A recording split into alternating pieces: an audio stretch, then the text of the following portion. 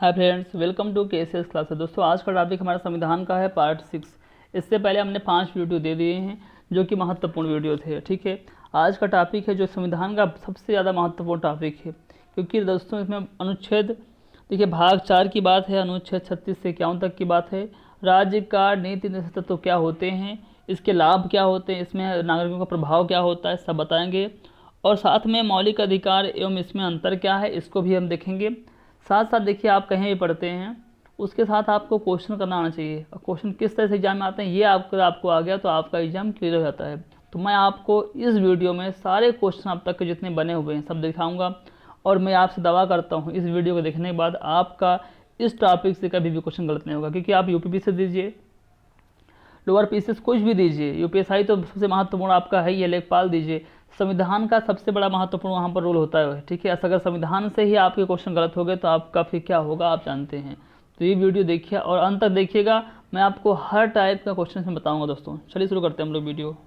पहला क्वेश्चन दे दिया गया है, राज्य के नीति निर्देशक सिद्धांतों को भारतीय संविधान में शामिल किए जाने का उद्देश्य क्या है। इनका उद्देश्य क्या है, तो वो है सामाजिक और आर्थिक प्रजातंत्र को स्थापित करना, यानी कि ऑप्शन नंबर जो आपका डी दिया गया है वो आपका सही जवाब हो जाएगा। ठीक, फिर देखिए राज्य का जो हमारा टॉपिक है, राज्य के निर्देशक तो भाग 4 में दिया गया है। कौन से भाग में है, भाग 4 में, अनुच्छेद 36 से 51।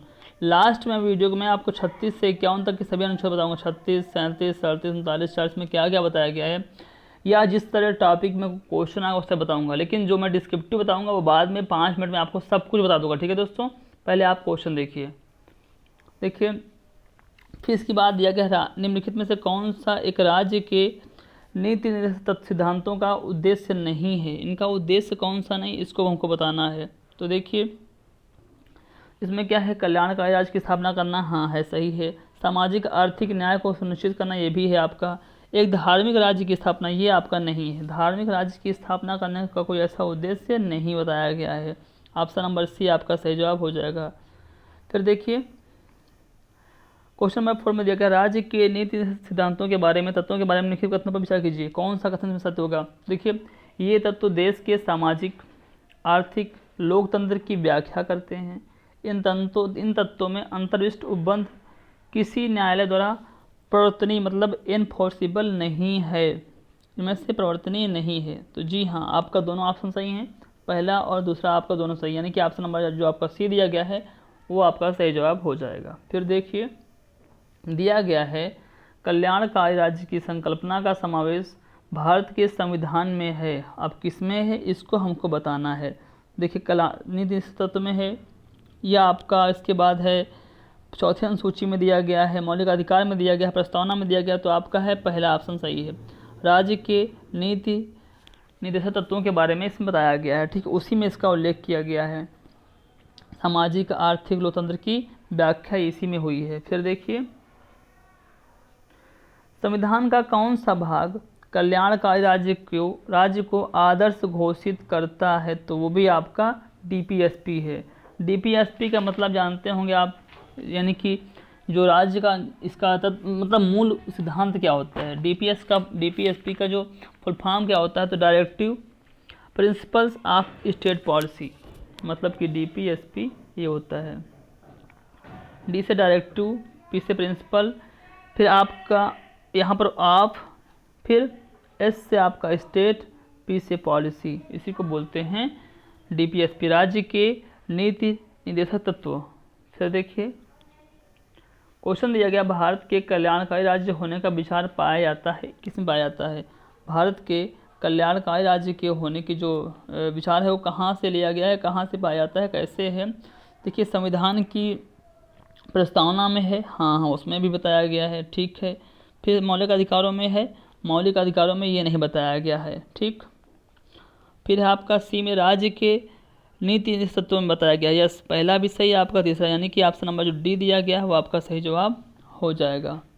फिर देखिए आगे देखते हैं हम लोग, सारी चीज़ें हमने बताया है आपको, और आपका इसके बाद जितने भी आपने क्वेश्चन पढ़े होंगे, जितना भी आप टॉपिक पढ़े होंगे, सब इससे क्लियर हो जाएगा। भारतीय संविधान में सम्मिलित नीति निश्चित तत्वों की प्रेरणा हमें किस संविधान से प्राप्त हुई? कहाँ से संविधान? तो आपको आयरलैंड के संविधान से प्राप्त हुई। ऑप्शन नंबर जो डी दिया गया है वो आपका सही जवाब हो जाएगा।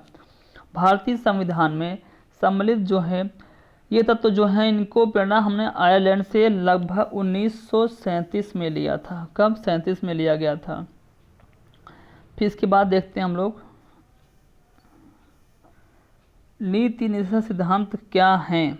वाद योग हैं या वाद योग नहीं हैं, या मौलिक अधिकार हैं, या इनमें से कोई नहीं है, ये हमको बताना है। तो ये वाद योग नहीं है। अनुच्छेद 37 में बताया गया है कि जो डीपीएसपी है वो न्यायालय में परिवर्तनीय नहीं है। यानी कि डीपी में देखो हर बार आपका ये नीति सिद्धांत नहीं बोलूँगा, मैं आपको बोलूँगा डीपीएसपी मतलब directive principle of state policy. ठीक है, चलिए इसका इंग्लिश फॉर्म जो होता है, भारत के संविधान के अनुसार निम्नलिखित में से कौन सा देश के शासन के लिए आधारभूत है? तो कौन सा है? तो वो भी आपका डीपीएसपी ही है। ऑप्शन नंबर जो सी है। और इसकी बात अनुच्छेद 37 में की गई है।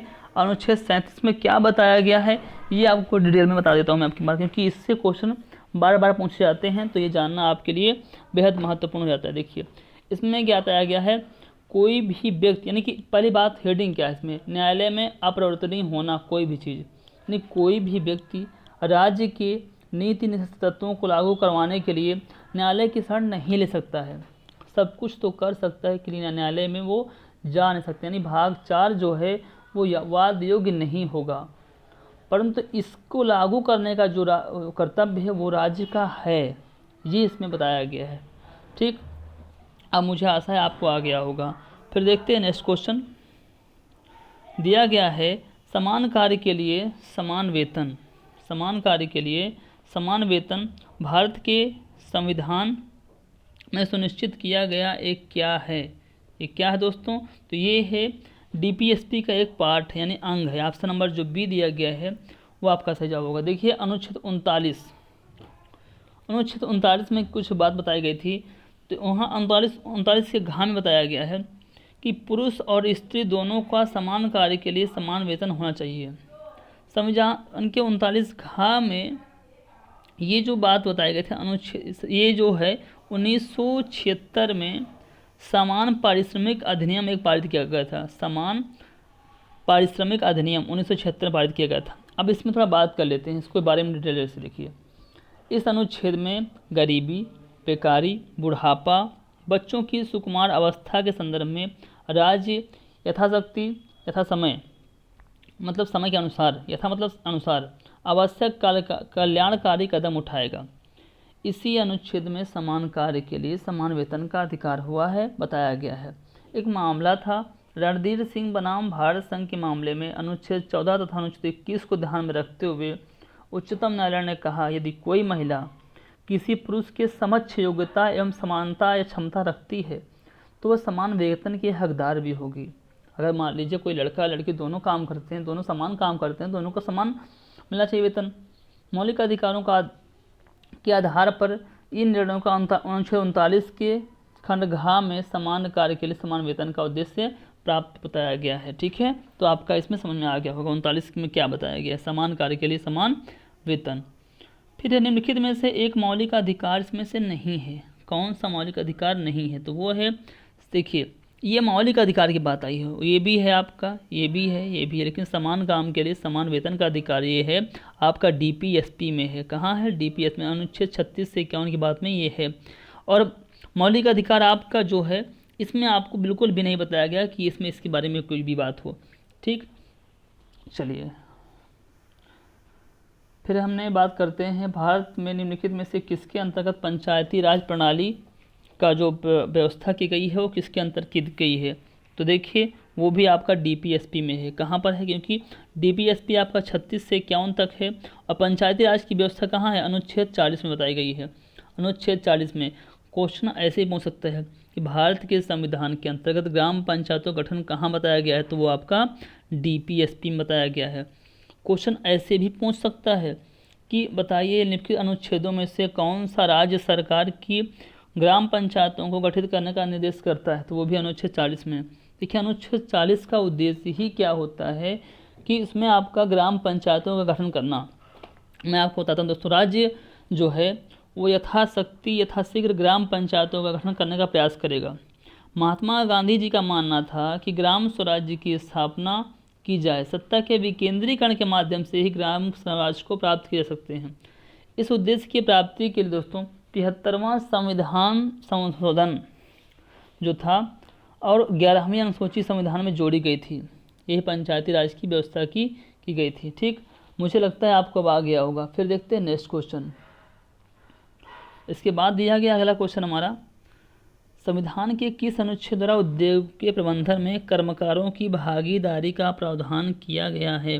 कर्मकारों की भागीदारी का प्रावधान किस में किया गया है? तो वो है आपका अनुच्छेद 43 का ए, 43 का ए। इसमें बताया गया है कि आपका जो कर्मकारों के लिए निर्वाह मजदूरी, मतलब राज्य ऐसी व्यवस्था बनाएगा कि कर्मकारों को उतनी निर्वाह मजदूरी प्राप्त हो सके जिससे उनकी आजीविका समान ढंग से चल सके। अर्थात जो भी मजदूरी प्रदान की जाए वह इतनी पर्याप्त हो कि उससे किसी भी व्यक्ति की आवश्यकताओं की पूर्ति हो सके। देखिए अभी चल रहा है कोरोना वायरस, जितने भी काम करने वाले मजदूर हैं वो अन्य राज्य से यहाँ पर आ रहे हैं। सरकार उनके लिए नीति बना रही है कि अब जो भी जितना भी लेबल चीज़ का होगा, जो योग्य होगा, एबल होगा, उसको उसके अनुसार उसको काम दिया जाएगा ताकि उसकी जीवन यापन की जो समस्याओं को दूर किया जा सके। फिर देखिए 25 में दिया गया है, निम्नलिखित में से कौन संविधान के 42वें संविधान द्वारा इसमें डीपीएसपी तत्वों में नहीं जोड़ा गया था? वो कौन सा है जो नहीं जोड़ा गया था? तो वह है आपका समान आचार संहिता। ऑप्शन नंबर जो सी है वो आपका सही जवाब हो जाएगा। सी जो है वो आपका सही जवाब हो जाएगा। देखिए इसमें दिया गया है शोषण के से बच्चों के एवं वयस्कों की सुरक्षा, जो ये बात बताई गई है। देखिए अब आपको इसमें बताना जरूरी है कि यहाँ पर कौन कौन सी बातें कहाँ कहाँ पर हुई हैं। देखिए इसमें क्या है, तो आपका जो ऑप्शन सही है, ठीक है। अब देखिए जो पहला दिया गया है वो, इसमें एक मिनट, पहला दिया गया है शोषण से बच्चों एवं वयस्कों की सुरक्षा, ये आपका अनुच्छेद 39 का 4 में बताया गया। कहाँ? 39 का 4 में। ठीक, फिर आपका दिया गया उद्योगों के इसके बाद समान न्याय तथा निःशुल्क विधिक सहायता, समान न्याय एवं निःशुल्क, ये बताया गया है आपका अनुच्छेद 39 का काम है। कहाँ? 39 का काम बताया गया है।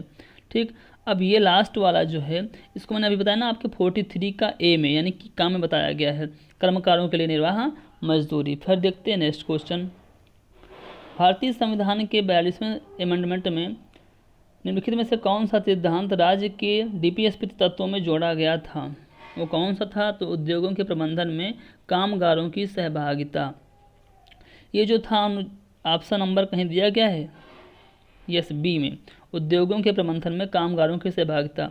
ये दोस्तों जो अमेंडमेंट था ये 1976 का मामला था, 1976। ठीक है, अगर पूछा जाए कि 42वां संविधान संशोधन कब हुआ था तो 1976 में हुआ था। ठीक, फिर देखते हैं नेक्स्ट क्वेश्चन, बहुत महत्वपूर्ण क्वेश्चन है वाला। संविधान में किसके शोषण के विरुद्ध अधिकार स्वीकृत प्राप्त है? बच्चों के, स्त्रियों के, जनजातियों के, दलितों की। यस, आपका इसके भी प्राप्त है, इसके भी प्राप्त है और इसके भी। ऑप्शन नंबर जो सी है वो आपका सही जवाब हो जाएगा। देखिए संविधान में किसी भी जगह पर दलित शब्द का प्रयोग ही नहीं हुआ है, तो इसलिए आपका ये ऑप्शन नंबर सी आपका सही जवाब हो जाएगा। निम्नलिखित में से कौन सा एक राज्य का जो डीपीएसपी तत्व नहीं है? वो मद्य निषेध, इसके बाद आपका दिया गया है गौ संरक्षण, पर्यावरण संरक्षण, या इसके बाद 14 वर्ष के आधे बच्चों को निःशुल्क शिक्षा। ये जो आपका डी ऑप्शन दिया गया वो आपका सही जवाब हो जाएगा। ठीक, इसमें जो देखिए, अब देखिए हम ऐसे आप बात करते हैं किसी भी चीज़ के लिए, ठीक, आपके लिए थोड़ा डाउटफुल हो सकता है कि इसमें बात ऐसे क्यों आती है। देखिए पहले इसके बारे में बात कर लेते हैं। मद्य निषेध जो बात की गई है इसको अनुच्छेद 47 के तहत बताया गया है। ठीक, 47 में जो बताया गया है उसके बारे में यही बताया गया है कि मद्य निषेध के बारे में, यानी कि मतलब जीवन स्तर एवं पोषण स्तर को ऊंचा करने का राज्य से कर्तव्य होगा। ठीक, अब ये गौ संरक्षण की जो बात हुई है ये, तो इसमें अनुच्छेद 48 में बताया गया है कृषि एवं पशुपालन में इसके बारे में बताया गया है।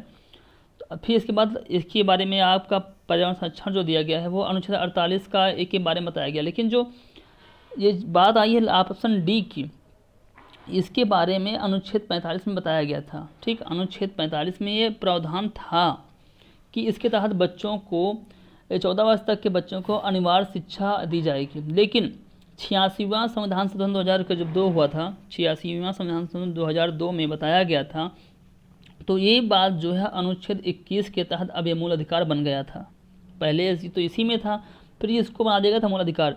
तो अब अनुच्छेद 45 के तहत बात हो गई थी शैशव पूर्व देखभाल, मतलब 6 वर्ष से नीचे की आयु के बालकों के लिए शिक्षा की व्यवस्था शामिल की गई थी। मतलब उसमें यह था कि बच्चों की प्रारंभिक जो होती है, ठीक है, उसके बारे में बताया गया था। प्रारंभिक जो एज होती है क्लास 6 तक के प्राइमरी वालों के बारे में, तो उसकी आगे जैसे आंगनबाड़ी आप जानते होंगे कार्यक्रम होता है, वही सब बताया गया, ठीक है। तो इसमें यही डाउट मत करिएगा दोस्तों, पहले था, लेकिन जब 86वां अमेंडमेंट एक्ट हुआ 2002 में, तो इसको आपका मौलिक अधिकार में जोड़ दिया गया था। अब कौन सा अनुच्छेद में? अनुच्छेद 21 का काम में मैंने बताया था, उसमें जोड़ दिया गया था, ठीक है। फिर देखते हैं राज्य के डीपीएसपी सिद्धांत किस प्रकार मौलिक अधिकारों से भिन्न है, यानी कैसे अलग हैं, इसके बारे में बताना है दोस्तों। ये डीपीएसपी सिद्धांत प्रवर्तनीय नहीं है, जबकि मौलिक अधिकार प्रवर्तनीय है। ऑप्शन नंबर जो डी है वो आपका सी है, सॉरी, वो आपका सही जवाब हो जाएगा सी। फिर देखते हैं नेक्स्ट क्वेश्चन, डीपीएसपी तत्व क्या है? वाद्य योग्य, अवाद्य योग्य? तो यस, अवाद्य योग्य, ये वाद्य योग्य नहीं है, मैंने बताया ना आपको। फिर देखिए, भारतीय संविधान में प्रतिष्ठापित राज्य के डीपीएसपी तत्वों के अंतर्गत निम्नलिखित प्रावधानों पर विचार कीजिए। इनके बारे में हमको करना है विचार, ठीक। भारतीय नागरिकों के लिए समान नागरिक सिविल संहिता सुरक्षित करना, ठीक है। ग्राम पंचायतों को संगठित करना, ये भी ठीक है। चलिए, फिर है ग्रामीण क्षेत्रों में कुटीर उद्योग को प्रोत्साहित करना। ग्रामीण क्षेत्रों में कुटीर उद्योग, ये सही है आपका, ठीक है। और सभी कर्मकारों के लिए यथाउचित अवकाश तथा सांस्कृतिक अवसर, यानी ये देखिए इसमें ग्राम पंचायत अनुच्छेद 40, ठीक। ग्रामीण कुटीर उद्योग, ये भी आपका 40 में आता है, यानी कि आपके ऑप्शन नंबर 2 और 3 सही, यानी कि बी ऑप्शन सही है। बाकी ये दोनों हैं आपके मौलिक अधिकारों के अंतर्गत आते हैं। फिर देखिए, निम्नलिखित में से कौन एक राज्य के नीति निर्देश सिद्धांत यानी डीपीएसपी में सम्मिलित है? वो कौन सा है जो सम्मिलित है? तो वो देखिए, राज्य देश के पर्यावरण के संरक्षण तथा संवर्धन का प्रयास करेगा, बस यही आपका सही है। ऑप्शन नंबर जो है वो आपका ए जो है वो आपका सही जवाब हो जाएगा। फिर देखते हैं, राज्य के डीपीएसपी सिद्धांत में निम्नलिखित में से किसके बारे में संविधान शांत है? किसके बारे में शांत है? तो दोस्तों, प्रौढ़ शिक्षा जो है उसके बारे में शांत है। उसके बारे में कोई देखिए, अनुच्छेद 36 से क्यों, यानी भाग 4 के तहत इनमें कर्मकारों को निर्वाह मजदूरी का प्रावधान अनुच्छेद 43 में दिया गया है, ठीक, जो ये दिया गया है, अनुच्छेद 43 में दिया गया है। इसके बाद जो अनुच्छेद 39 का काम है, 6 वर्ष से कम आयु के बालकों के लिए प्रारंभिक शिक्षा यानी कि आंगनबाड़ी की बात बताई गई थी, तो ये ठीक हो, ये वाला हो गया डी वाला, ठीक। अब देखिए, इसके बाद जो यहाँ पर बताया गया है कि प्रौढ़ शिक्षा, तो इसमें प्रौढ़ शिक्षा का सब में सब कुछ देखिए मिल जा रहा है, लेकिन यहाँ पर ये नहीं मिल रहा। गरीबों के लिए निःशुल्क विधि सहायता, वही बताया था मैंने पहले भी आपको, तो ये सभी अनुच्छेद मैंने बता दिया आपको, लेकिन यहाँ पर जो इसके बारे में कोई बात नहीं होती किसी भी अनुच्छेद में। निम्नलिखित में से कौन एक राज्य का डीपीएसपी डीपीएसपी जो मौलिक सिद्धांत था वो संविधान में बाद में जोड़ा गया? वो कौन सा था जो बाद में जोड़ा गया? ग्राम पंचायतों का संगठन, गोवध निषेध, या आपका मुफ्त कानून सहायता, या इसके बाद आपका जो दिया गया है, देखिए मुफ्त कानून सहायता जो है, वही सहायता बोलें या सलाह बोलें, वही आपका जो है वो सही जवाब हो जाना चाहिए। देखिए मेरे हिसाब से क्या है इसमें, देखिए गोवध निषेध आपका है, सब कुछ पहले थे, लेकिन इसको अलग से जोड़ा गया था ना, जब किसी व्यक्ति को ज़रूरत पड़ेगी, इसको पैसे नहीं है, तो ये इसको जोड़ा गया था, ठीक। ये कब जोड़ा गया था? 42वां अमेंडमेंट जब हुआ था 1976 में, तभी इसको जोड़ा गया था। गरीबों के लिए अनुच्छेद 39 का गरीबों के लिए मुफ्त कानूनी सलाह का प्रावधान किया गया था। फिर देखिए, इनमें से कौन सा राज्य के डीपीएसपी सिद्धांत में सम्मिलित नहीं है? तो कौन सा नहीं है? वो है आपका राइट टू, यानी कि सूचना का अधिकार, ठीक। सूचना का अधिकार जो है, राइट टू इन्फॉर्मेशन का अधिकार जो है, वो आपको नहीं सम्मिलित किया गया, बाकी सभी सम्मिलित हैं। निम्नलिखित में से कौन सा नीति निर्देश तत्व है? तो कौन सा है, इसके बारे में हम लोग बात करते हैं। तो समान नागरिक संहिता जो है यही है आपका, बाकी इसमें सभी ये आपके मौलिक अधिकार की बात आती है। चलिए फिर देखते हैं, निम्नलिखित में से राज्य के डीपीएसपी सिद्धांत के विषयों की पहचान कीजिए। तो यहाँ पर मद्य निषेध, फैक्ट्रियों एवं खानों में बाल श्रम निषेध, बेगार तथा बलात्श्रम, तो यहाँ पर जो विषयों के बारे में आपका पहले दिया गया है मद्य निषेध। ठीक, मद्य निषेध अनुच्छेद 47 के तहत ये विषय बताया, जब फैक्ट्रियों, खानों, बाल श्रम में बताया गया है ना कि कोई भी व्यक्ति का क्या है, मद्य निषेध के बारे में बात करेगा, यानी कि कोई समझेगा, सभी चीज़ें हैं इसमें 36 से 51 तक समझेगा। ये जो आता है, ये बात आती है पहले वाले की, तो ये 47 में आती है अनुच्छेद में। फैक्ट्रियों वाली जो बात आती है कि फैक्ट्री में बच्चे काम नहीं करेंगे, ये आपका अनुच्छेद 24 में आता है। ठीक है। फिर इसके बाद देखिए, ये बलाश्रम जो दिया गया है वो 23 में आता है आपका। ठीक, अस्पृश्यता 17 में आता है। तो सभी क्या है, ये क्या है, 36 से पहले आ गए ना, तो बस यही समझिए दोस्तों, अनुच्छेद आपका 36 से 51 में क्या आता है, मद्य निषेध 47 में आता है ना। चलिए, तो आपका ऑप्शन नंबर जो सी है वो आपका सही जवाब हो गया। निम्नलिखित में से कौन एक राज्य के डीपीएसपी तत्वों में सम्मिलित नहीं है, राज्य सुनिश्चित करने का प्रयास करेगा कि, अब क्या करेगा उसको देखना है। पहला दिया गया है आपका, पुरुषों महिलाओं में समान कार्य हेतु समान वेतन, जीविक तत्वों में शामिल नहीं है। यस, सभी को दिख रहा है आपका, लेकिन यहाँ पर अस्पृश्यता अनुच्छेद 17 में दिया गया है, तो डीपीएसपी की बात ही नहीं आएगी, क्योंकि ये 36 से पहले दिया गया है। फिर है लास्ट क्वेश्चन के बारे में देखते हैं हम लोग। राज्य के डीपीएसपी सिद्धांत का एक ऐसा चेक है जो बैंक की सुविधानुसार अदा किया जाता है, इसको किसने कहा था? ये बात केटी शाह जी ने कहा था। केटी शाह जी ने आपने कहा था। ऑप्शन नंबर जो आपका दिया गया है डी, वो आपका सही जवाब हो जाएगा। फिर है भारतीय संविधान के भाग 4 में दिए गए सिद्धांतों में से कौन सा सूचीबद्ध है? तो कौन सा सूचीबद्ध है, इसके बारे में थोड़ा बात कर लेते हैं हम लोग। देखिए, समान नागरिक संहिता है, ठीक है। छोटे परिवार मानदंड, ये बताया गया है कि नहीं बताया गया, देखिए ये तो नहीं है। इसके बाद हम लोग बात करते हैं आपका समान कार्य के लिए, हाँ तो पहला हो ही गया ना, ये है, या बाकी ये दोनों नहीं दिए गए हैं। तो आपका जो ऑप्शन नंबर देखिए, इसमें कहीं पहला दूसरा दिया गया है, यस बी आपका सही जवाब हो जाएगा। फिर देखते हैं नेक्स्ट क्वेश्चन। बात और इसमें जो दिया गया ये वाला प्राथमिक स्तर पर मातृभाषा शिक्षा, ये आपका अनुच्छेद 350 का काम में मिलती है बात, ठीक है। बाकी तो सभी आप जानते ही हैं। फिर देखते हैं नेक्स्ट क्वेश्चन। हाँ, अब क्वेश्चन खत्म दोस्तों। अगर आपको ये वीडियो ठीक लगा हो, हेल्पफुल लगा हो कि ठीक है इसमें से हमको काफ़ी चीज़ें मिली हैं, दोस्तों लाइक कीजिएगा। और अगर आप चैनल में नए हैं तो प्लीज़ सब्सक्राइब कर लीजिएगा। और अगर आपको PDF चाहिए तो हमारा टेलीग्राम चैनल है KCS क्लासेज, वहाँ से आप जा करके हम पे ज्वाइन कर लीजिए, आपको सब कुछ मिल जाएगा। और हर दिन की इन्फॉर्मेशन आपको मिलेगी, साथ साथ आपको डेली मोटिवेशन कोट्स मिलेंगे। दोस्तों, वीडियो को अगर आपको ठीक लगा तभी लाइक कीजिएगा, वरना मत कीजिएगा, कोई दिक्कत नहीं है। जय हिंद, जय भारत।